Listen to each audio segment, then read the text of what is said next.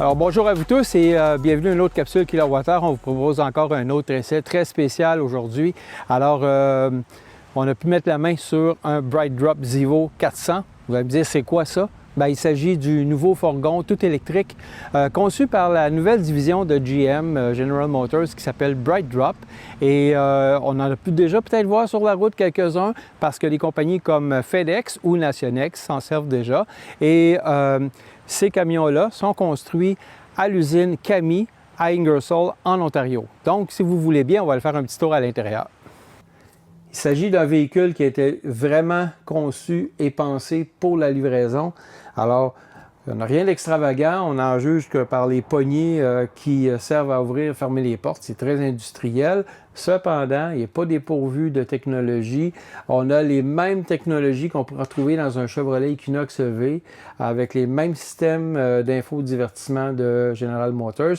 Et on a un écran central de 11,4 pouces dans le centre, un autre de 11 pouces devant le volant.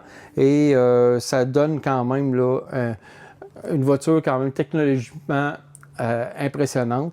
Alors, le conducteur, lui, est assis et surélevé, donc une position de conduite surélevée. On a quasiment 2 pieds de différence, mais ça lui donne une vue mais immense, mais incroyable vers l'avant.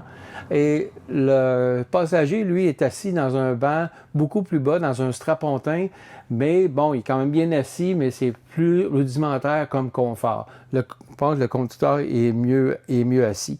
Il y a un immense bac vers l'avant qui sert pour mettre soit des paquets ou des lettres à livrer. Tout ça, c'est vraiment pensé, comme je dis, pour la livraison.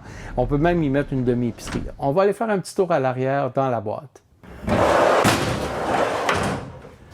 Donc, la boîte en arrière, dans le Zevo 400, comme celui-ci, le volume s'élève à 11 666 litres. Et dans le Zevo 600, qui est le modèle plus long, bien, ça va jusqu'à 17 528 litres. Je tiens à rappeler que les BrightDrop sont conçus sur la plateforme Ultium de General Motors, donc qui sert à produire les véhicules électriques de la compagnie. Et ce modèle-ci, le Zevo 400, est d'une facilité à conduire. Il est plus court que le Zevo 600. Il est facile à conduire, mais il est quand même encombrant. Donc, il faut vraiment là, se fier beaucoup aux miroirs, les caméras et tout ça. Et les angles morts sont quand même bien couverts avec les rétroviseurs, mais aussi avec la caméra d'angle mort qui se reflète sur la console centrale, sur l'écran central, lorsqu'on active un feu clignotant. Et ce modèle-ci, il y a 2 moteurs, donc ça lui procure la traction intégrale. Et il y a une grosse batterie de 165 kWh, donc ça peut lui donner une autonomie qui va au-delà de 450 km. Avec une pleine recharge, le compteur nous donnait 467 km, donc quand même intéressant là-dessus. Et les modèles qui sont munis d'une plus petite batterie de 113 kWh, bien, ils peuvent parcourir un petit peu plus de 250 km. Sachez que le BrightDrop aussi est offert en mode traction. Donc, ça peut peut-être donner une petite chance par rapport à l'autonomie. Et bien sûr, je n'ai pas tourné de segment en conduisant avec le BrightDrop pour la simple raison que c'est pas insonorisé, mais pas du tout. Donc, c'est vrai, caisse de résonance.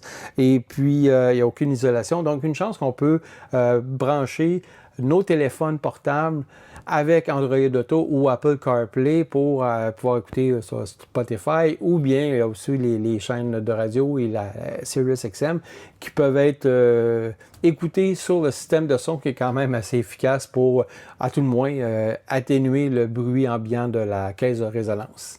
Puisqu'il s'agit d'un véhicule commercial, les prix sont toujours plus élevés qu'un véhicule de particulier. Et aussi, ce n'est pas tous les concessionnaires GM qui en vendent. Alors, pour un Zevo 600, donc le modèle plus long, ça commence à 102 995 $ et un Zevo 400, bien, comme celui-ci, ça commence à 102 805 $, mais ça varie selon la batterie et le mode de traction que vous choisissez. Et aussi, les entreprises qui en achètent peuvent avoir une subvention minimale de 10 000 $ du fédéral et la même chose du Québec, mais ça peut monter jusqu'à 40 000 $ selon les versions que vous choisissez. Et ça, il faut vérifier dans les programmes gouvernementaux ce à quoi vous avez droit.